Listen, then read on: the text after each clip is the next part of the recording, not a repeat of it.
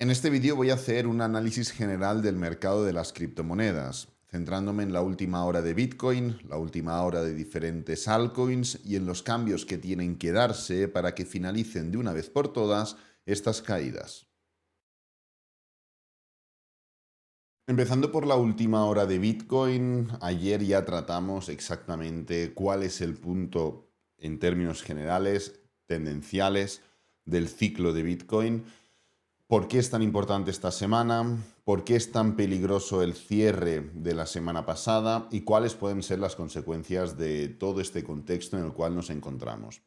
La realidad es que, bueno, el día de ayer fue un día de duda, fue un día de indecisión, tuvimos parte del día alcista, parte del día muy bajista, sobre todo cuando abrió la bolsa en Estados Unidos, y no es que cerráramos en la parte intermedia, pero sí que es verdad que no cerramos lo bajistas que podíamos haber cerrado. La vela no es una vela positiva, no es una vela de reversión, no es una vela de giro. Sin embargo, sí que es una vela de, bueno, de duda, ¿no? Una vela que no tiene decisión en cuanto a la dirección, una vela que dista mucho de, pues por ejemplo, la vela anterior, sin ir más lejos, la vela del día 7 de marzo, sin ir más lejos, la vela del día 3 de marzo, sin ir más lejos, todo el movimiento bajista de finales de febrero. Pues evidentemente no es una vela positiva, pero no es una vela direccional. El día de hoy está empezando bien, son las 6 y pico de la mañana, uso horario UTC más uno, estamos un 2% arriba. Sinceramente, viendo un poco el contexto general, viendo un poco el tipo de velas último que estamos viendo, tanto las alcistas como las bajistas, y entendiendo que la importancia no reside en gráfico diario, me da igual lo que ocurra con esta vela de hoy. Evidentemente, si el día de hoy se va y cierra en 87.000, pues diremos, ojo, que, que se está formando una especie de reversión y que en realidad no vamos a entrar en una estructura horizontal sin mucha dirección, sino que podemos pues darnos la vuelta y atacar ciertos niveles mayores. Pero la realidad es que no depende del cierre diario, ni depende de la vela de hoy, ni depende de la vela de ayer, ni de la vela de mañana. A excepción de casos puntuales, pues como por ejemplo esta vela de aquí, un 10% arriba, como por ejemplo, pues qué sé yo, esta vela de aquí, un 10,32% arriba, un 8,97% arriba, es decir, velas que impliquen pues que el precio de Bitcoin, como digo, haga esto y se vaya a 87.000. A excepción de esto, todo lo que ocurra hoy, mañana o pasado no va a ser determinante. ¿Por qué? Porque la estructura en gráfico diario la tenemos marcada. No estamos empezando ahora a cambiar de estructura. No estamos ahora empezando a ver si rompemos los mínimos anteriores para formar un giro, para no sé qué, no sé cuántos. No, no. Gráfico diario ya viene de formar máximos decrecientes durante las últimas semanas. No es la primera, ni la segunda, ni la tercera vez que los forma. Aquí tenemos todas las líneas horizontales.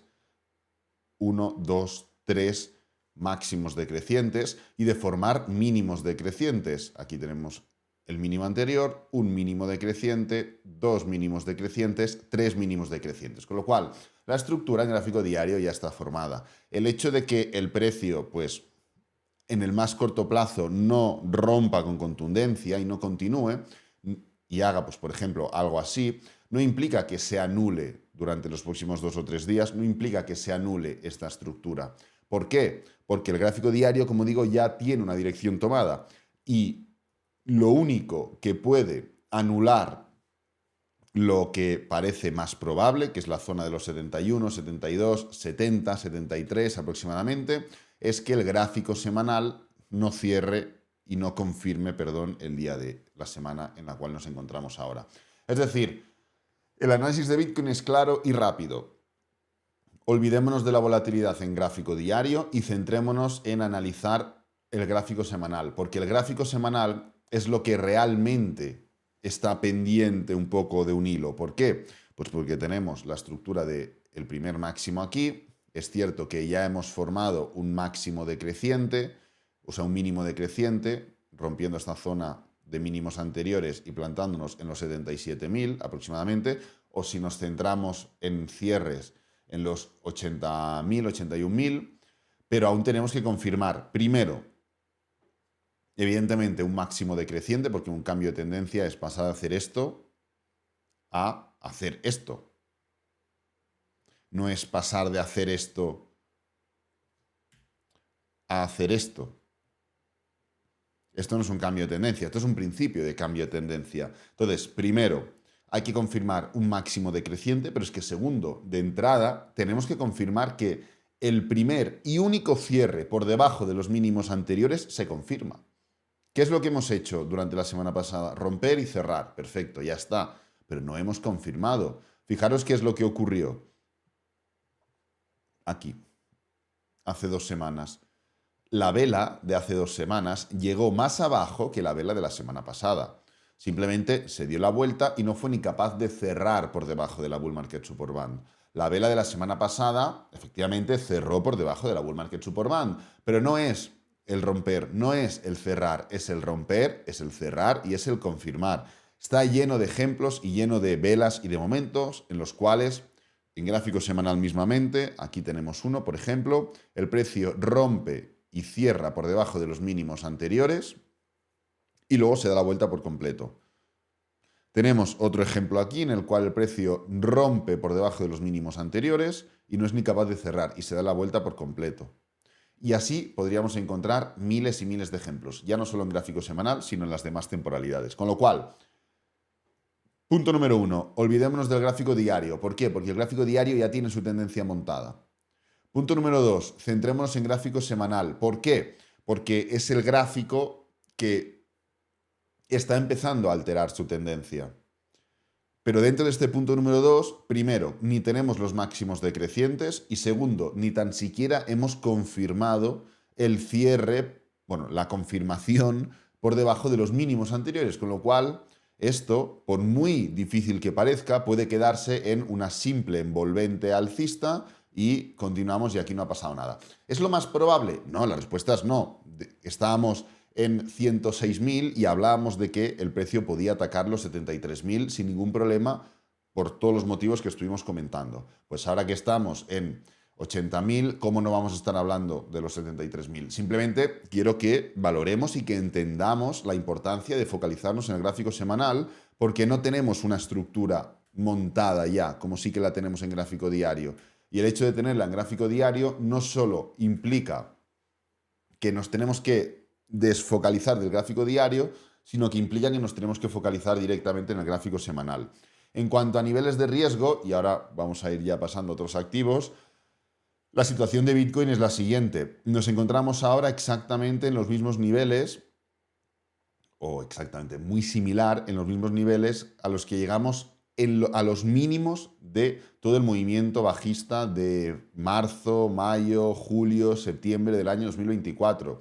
Estuvimos meses y meses en este movimiento horizontal medio bajista, pero bueno, era más horizontal, destacó más por lo que nos movimos de forma horizontal que por lo que estuvimos cayendo de forma vertical en cuanto a precio. Y el nivel de riesgo poco a poco fue cayendo, fue cayendo, fue cayendo, fue cayendo. Y bueno, pues ahora mismo nos encontramos en 0.474.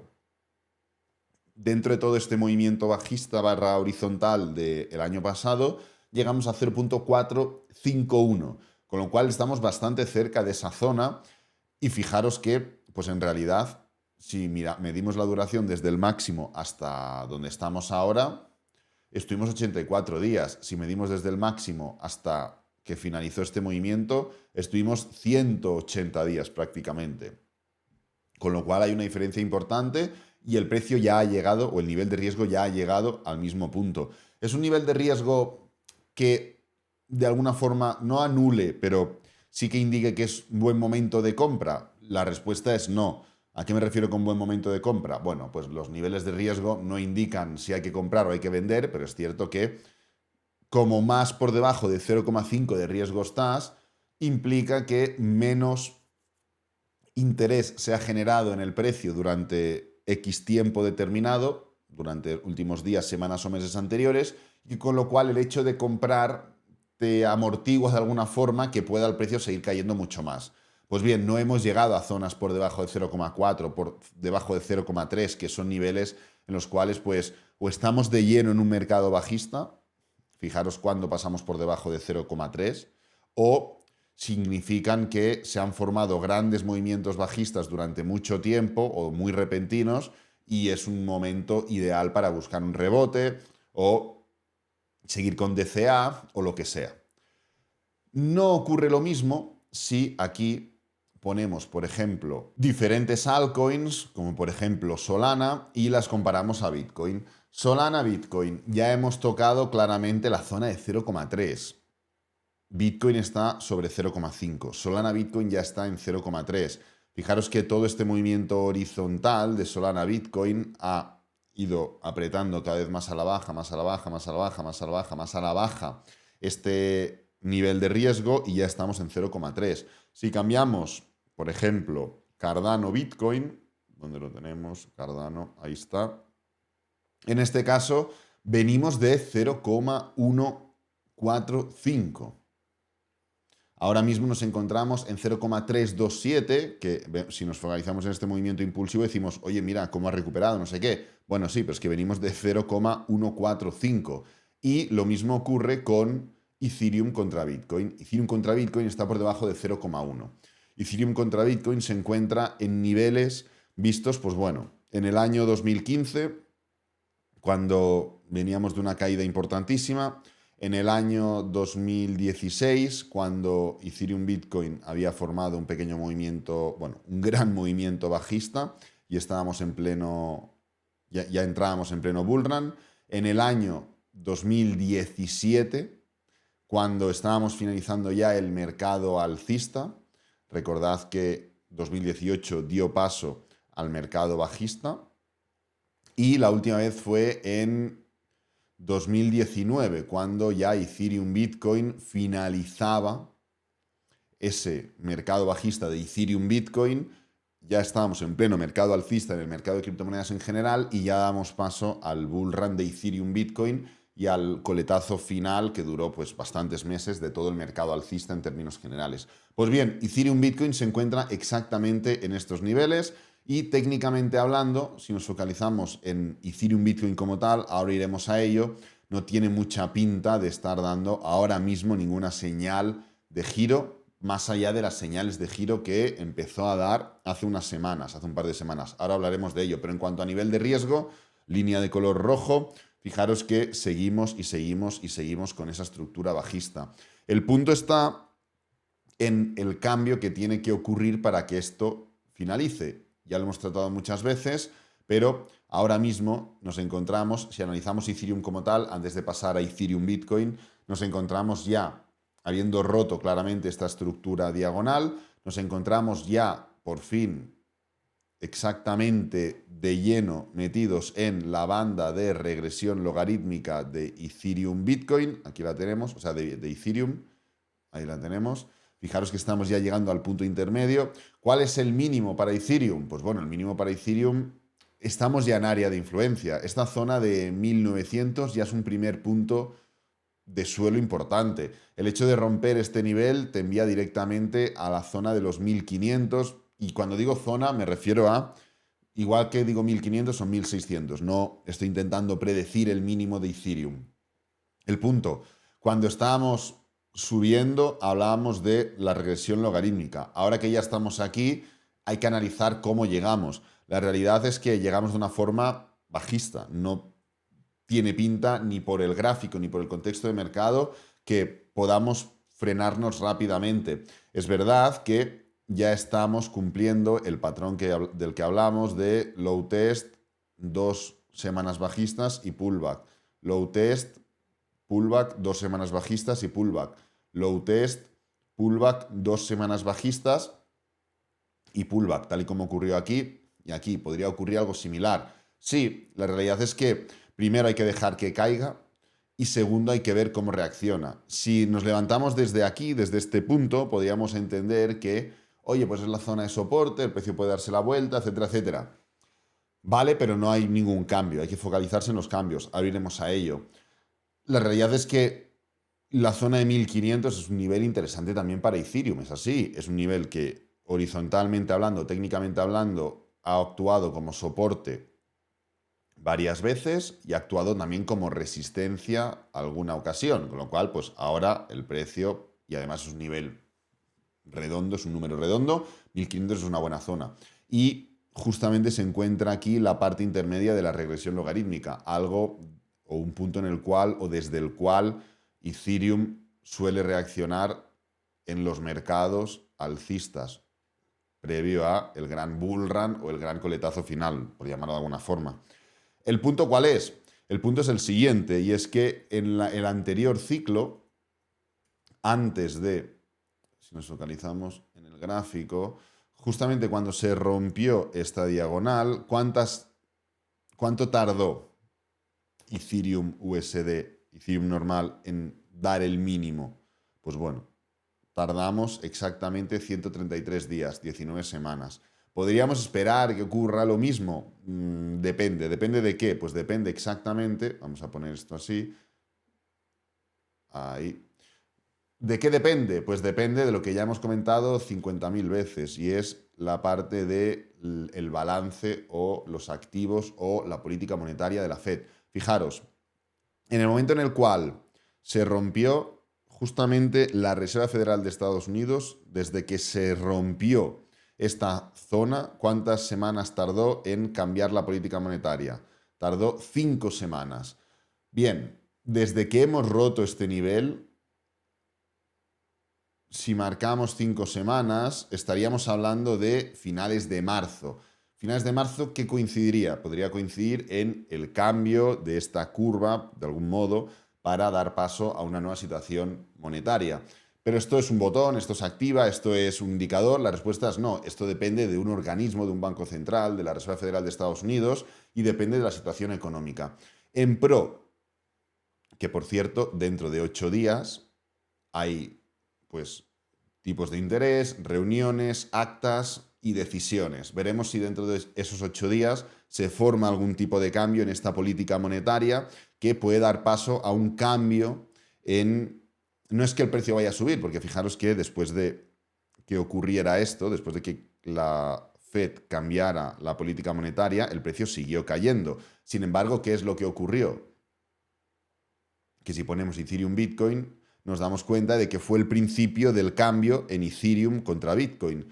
Y esto, unido a los niveles de riesgo en los cuales se encuentra Ethereum Bitcoin, podría significar el cambio. Esto ya lo hemos tratado muchas veces y lo vamos a ir tratando cada vez más con más detalle porque nos vamos acercando a ciertas fechas. Pero claro, para que esto ocurra, que es el kit de la cuestión, para que se forme este cambio que realmente cambia el contexto, cambia el punto en el cual nos encontramos, cambia la rotación real de dónde va el dinero, y puedes pasar de tu dinero menos arriesgado a tu dinero más arriesgado. ¿Y a qué me refiero con esto? Pues no invertir en SP500, sino invertir, por ejemplo, en criptomonedas, porque la Reserva Federal de Estados Unidos está levantando el mercado, hablando mal, de forma artificial, porque se está encargando de recomprar más activos. Ahora, ¿qué es lo que está haciendo la Reserva Federal, perdón? Hablando mal, lo que está quitándose es activos de en medio. Si esto empieza a levantarse, ¿qué significa? Que la Reserva Federal lo que está haciendo es la inversa. En vez de quitarse cosas de encima, comprar cosas. Entonces, no empieza a subir solo el SP500, sino que empieza a subir el SP500 y tú dices, oye, estoy ganando pasta con el SP500, ¿dónde meto mi dinero? Pues voy a irme a criptos. ¿Voy a comprar Bitcoin? Sí, voy a comprar un poquito de Bitcoin, pero ¿dónde prefiero meter mi dinero? Pues oye, en criptos incluso más arriesgadas como Ethereum o, ¿por qué no?, atacar otras criptomonedas de menor capitalización. Independientemente de ello, para que esto ocurra, que es el kit de la cuestión, como digo, la Fed tiene que cambiar su política monetaria. Pero para que la Fed cambie su política monetaria, tú tienes que sufrir. ¿Por qué tienes que sufrir? Porque no va a cambiar hasta que no vea que realmente la situación en los mercados requiere de su intervención. ¿Y a qué me refiero con esto? Pues me refiero a que si estamos viendo, como ahora ya sí que estamos viendo, que por ejemplo el SP500 o en Estados Unidos, vamos a ir directamente a Estados Unidos, se están formando estas caídas, Nasdaq 381, SP500 270, Dow Jones 208, el Russell 278. Oye, pues esto es un principio de algo. Estamos viendo aquí caídas importantes. No es verdad que no son las caídas del siglo, pero estamos viendo aquí una estructura bajista. Si estuviera esto subiendo, no hay dolor en el mercado porque estamos ganando dinero todos. o como mínimo Estados Unidos. Y cuando Estados Unidos genera riqueza, el resto del mundo genera riqueza. Pero empezando a ver estas caídas, estos movimientos, puede empezar a interpretarse como un principio de algo, un principio doloroso, un principio en el cual pues, la gente empieza a palmar dinero, la gente empieza a aburrirse, la gente empieza a ver qué hace, qué no hace, a gastar menos, a cobrar menos, a dejarse menos dinero en comercios, etcétera, etcétera, etcétera. Y esto puede ser un principio de algo. ¿Un principio de algo para que pasado mañana esto cambie? No, igual no estamos hablando de esta decisión de aquí. Igual estamos hablando de... Vamos a ir a ver. Igual estamos hablando, ahora va a tocar la decisión del día 19, de la decisión del mes 5. Igual nos tenemos que plantar al 7 de mayo para que realmente en este momento de aquí, con un SP500 mucho más desgastado, con una bolsa estadounidense que haya podido de alguna forma cambiar la estructura en la cual se encuentra, porque ahora mismo podríamos estar hablando de, fijaros, es una, no sé cómo se llama, triángulo de expansión, no sé cómo se llama esto puede ser un patrón alcista, pero igual si lo que vemos durante las próximas semanas es algo así, y nos plantamos a esos principios de mayo con una estructura mucho más bajista, o con una estructura técnicamente hablando más bajista, con una caída del 20% en el SP500, con un desgaste mucho más claro en Ethereum, obvio, en Bitcoin, obvio, en todos los activos, obvio, con el dólar cayendo, vamos a ver cómo se desarrolla el dólar, pero con un dólar mucho más desgastado, igual en ese momento, en esa decisión de tipos de interés, ocurra lo que ocurra con los tipos de interés, la Fed cambia su política monetaria. Y entonces entraríamos en un momento en el cual, independientemente de que los tiempos no sean los mismos, mi intención no es clavar los tiempos, mi intención es que se entienda el porqué de las cosas. Pues igual entramos en un punto en el cual esto ha hecho así, esto ha seguido cayendo, ha seguido cayendo así, perfecto, marzo, abril, mayo, y Ethereum, pues qué sé yo, ha hecho así, y estamos aquí, estamos en 1500, 1400 y pico, no tengo ni idea. Y a partir de aquí esto empieza a hacer así. Y esto pues hace su pullback, tal, no sé qué, y se empieza a levantar desde estos niveles. Y coincidiría también con no un primer trimestre, sino un segundo trimestre, entre el segundo y el tercer trimestre, donde el primero ha sido bajista, el segundo sería más bajista y un poco así, y el tercero podría ser así, el tercer trimestre. Coincidiría en ese cambio de mayo-junio para hacer un mayo-junio que recupere un poco de las caídas del segundo trimestre. Y encajaría perfectamente ¿con qué? Con un gráfico de Ethereum Bitcoin que dejaría de caer.